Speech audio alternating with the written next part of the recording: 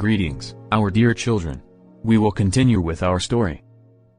What happened to Yeshua and Mary can be compared to the ascent of a high mountain, because the world around them was made up of inaccessible peaks of hypocrisy, lies, greed, selfishness, thirst for power. They were standing at the foot of that mountain not knowing which way to start their ascent. Unlike ordinary people who intelligently ascended in the world, using all kinds of auxiliary tools in the form of flattery, tricks, bribes, and more, Yeshua and Mary only received unconditional love for help.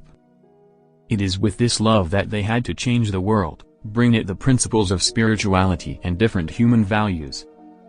They seemed to be swimming against the current, and there was no end to it.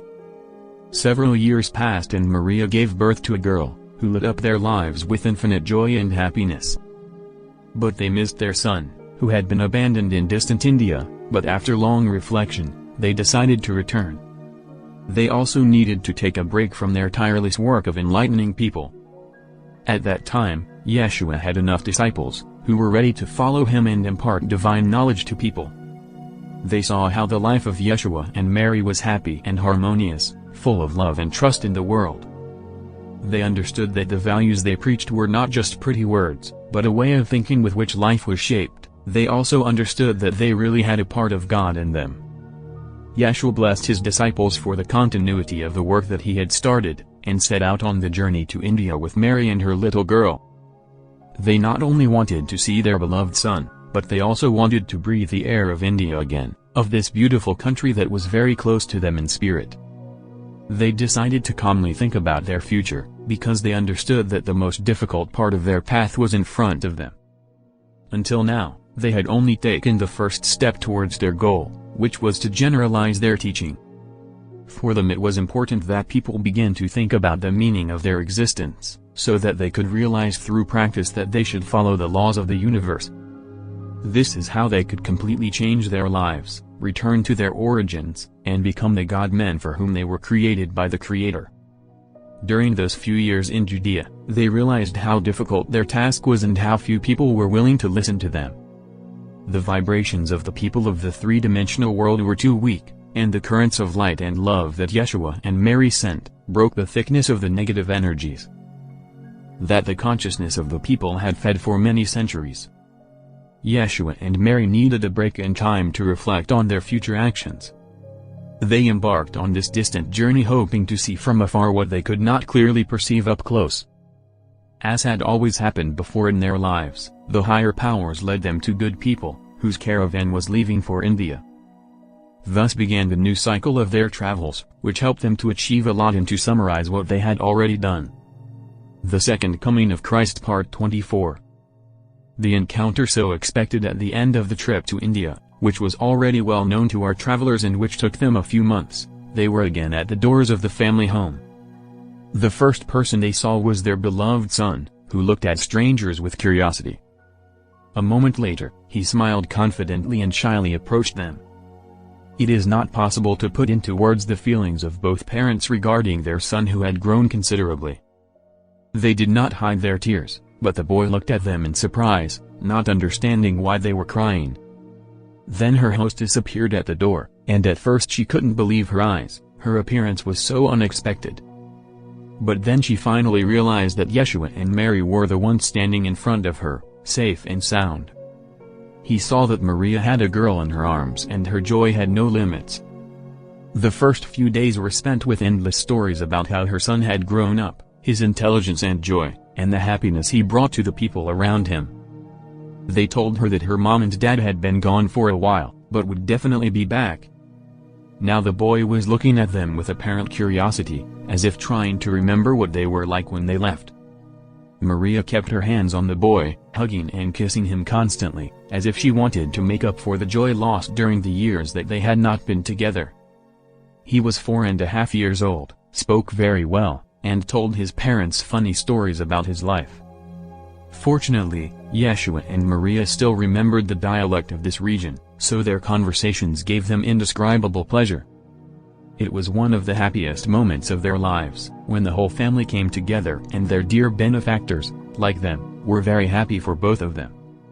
They lived together for almost 6 months, and as before, Maria helped this large family with the housework, which had grown up and already had grandchildren. Yeshua had earned a reputation as a well-known miracle worker and healer. He used his knowledge and abilities to the fullest, but realized that this was not his life's goal. He had to find the key which would open the door to the hearts of the thousands, and even the hundreds of thousands of people who lived in the dark, but he still couldn't find it. He then decided to make a second trip to Mount Kailash, so that he could immerse himself in the divine atmosphere of Agartha and seek the advice of his priests. He dreamed of dissolving in the unconditional and unlimited love of God the Father. He wanted to ask you for help because he couldn't find the right solution on his own. He was willing to sacrifice everything, even his life, in the name of the service that his soul had chosen. However, he did not want to do this so that his sacrifice would not be in vain, but so that it would help, as much as possible, with the awakening of the consciousness of many people. This is what prompted his decision to visit Mount Kailash a second time, and he left his family for a time. The Second Coming of Christ Part 25. Conversation with God. Yeshua set out for Mount Kailash, found the same guide who gladly agreed to accompany him to the same mysterious place, whose power helped heal his father. Everything was according to the same scenario. The only difference is that this time, Yeshua himself asked the priests of Agartha to let him enter their sacred land. His request was immediately accepted and he found himself in the family temple, where he once received the warmest welcome. In these blessed divine energies, Yeshua felt very good and full of light in his heart and soul. He floated and dissolved in them. He took advantage of the currents of light and love that flowed on him from all directions. Once again, he felt the richness and color of the energies of the different civilizations, which were shared with him. He absorbed them as a holy elixir of healing, bringing him back to a new, more meaningful and eventful life. However, he eagerly awaited God the Father to come to him. I wanted to talk to him, share his thoughts and doubts, and ask his opinion. As before, God the Father came to him, enveloped him with the radiance of a golden light. He brought within him the energy of love, of a very inexpressible power, that Yeshua's heart was moved and his eyes filled with tears. Yeshua had nothing to explain to his Father, because he knew everything about him, understood him and felt him as himself. As before, he began to speak with Yeshua, inserting thoughts into his head, through hot pulses, and this time he said, "My beloved son!" I'm very proud of you. You have turned out to be a wonderful student. You have learned to live and create according to the laws of the universe. You have achieved peace and harmony in your soul. You have learned to love unconditionally. Now the time has come for you to do what you have come to Earth to do, from the heights of your star family. To attract the attention of large numbers of people, you need a symbol to guide them, just as a star does. This symbol could be a cross, which will be the reflection of the earthly and divine origins of man. You can change the consciousness of people and I will tell you how it will happen. Every time you come across someone, that being will carry within it a part of God, which will be reflected in the vertical line of the cross, and will replace its earthly essence on the horizontal line.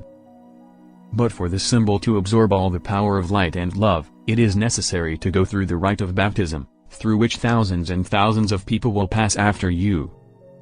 For that, I will send you one of my best sons, John, who will be called John the Baptist. The dark forces that have power in Judea will execute it by choice of their soul, for bringing this divine symbol to earth. After fulfilling his duty on earth, he will voluntarily return to the superior worlds, from where he has descended to this planet for a great mission, that of rendering a service to humanity. My beloved, the same will happen to you. You are destined to separate yourself from your earthly life on the cross, but, unlike John, you are going to demonstrate to people the miracle of the resurrection. This is exactly what will help with the transformation of people's consciousness. It will show you how a human being can successfully overcome their ego, and become the source of light and unconditional love. They will realize that they are part of God, and therefore have control over everything, not only of life, but also of death. My beloved, you will not suffer. Your soul will leave the body before they start to torture you. This divine game will be the key that you have searched for so long, to open the sacred door that leads to the true essence of man. This key is what will allow you to revive the divine origin, the man lost throughout the centuries. My beloved son, I bless you for this spiritual achievement in the name of the salvation of humanity. The Second Coming of Christ Part 26. The scenario of future life. After the voice of God stopped, Yeshua stood still for a long time, surprised by what he had said. It was as if he had actually seen the scene of his entire afterlife. Yeshua understood that after his return to Judea, he was not destined to lead a quiet family life, or to speak peacefully with his followers and heal people. The next act of the work that he had planned to do before coming to earth was beginning, and God the Father had clearly explained it to him a moment before, and he accepted it with all his soul. Yeshua was not afraid of death. He knew very well that it did not exist. He always knew that there would be a homecoming, where he would be received with joy by his star family and the higher powers that were always with him. He also knew that Mary, his beloved wife, his guardian angel on this earth, would accept with love and understanding the sacrifice that he had to make in the name of his service. Since she was not only his wife, but his divine part or half, his twin flame, she would know that after his physical death, he would always be around in his subtle form. He would always be with her and her beloved children, helping them and guiding them on their true path in life. In that, now that he had found the longed-for key which would open the doors that would lead to the soul of people, he began to reflect on his first steps to achieve his goal. The priests of Agartha, in turn, advised him to leave the children in the care of the Indian family, which had become a true family for them, because what awaited him in Judea could put them in great danger. The priests knew that Yeshua's most vulnerable point could be his beloved children, so it was very likely that the reptilians, who had seized all the levers of power in this country, would take advantage of it. A new period had come in Yeshua's life, from when his service had come to the fore. A service for which he would have to sacrifice his family joys, and his quiet and peaceful life. Before leaving Agartha, Yeshua was once again blessed by all the priests and his godfather. But this time, everything turned out in a more splendid and solemn way, as everyone understood what this great soul was about to do. He was willing to give his life for the awakening of people's consciousness and the return to the divine origins. Yeshua knew that in this life he would never return to Agartha, and with sincere tears, he expressed his gratitude for the hospitality, help and advice. Also, because of the light and the love with which the inhabitants of this wonderful country, existing in another dimension, enveloped him, and which, nevertheless, was very close and was very dear to him. After saying goodbye to all of them, he immediately appeared on the other side of Mount Kailash, where his former guide awaited him, and they immediately set off on the return journey. Yeshua reflected on the details of his return to the Jewish lands and was amazed at how quickly the answers to all his questions came to him, as if accompanied by an entourage of invisible advisors. Actually, this is exactly how it turned out, because God the Father, the higher powers of the universe, his family of the stars, were always with him to support him, give him more confidence, fill him with love and light, peace and harmony. This invisible communication filled him with great joy and gave him great strength, as he did not doubt that he would brilliantly play the complicated role that had been assigned to him in the divine work entitled The Resurrection of the Dead.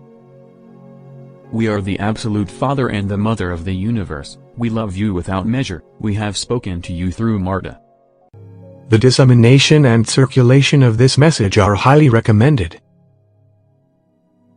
The time has come to radiate on a larger scale these new energies, carriers of joy,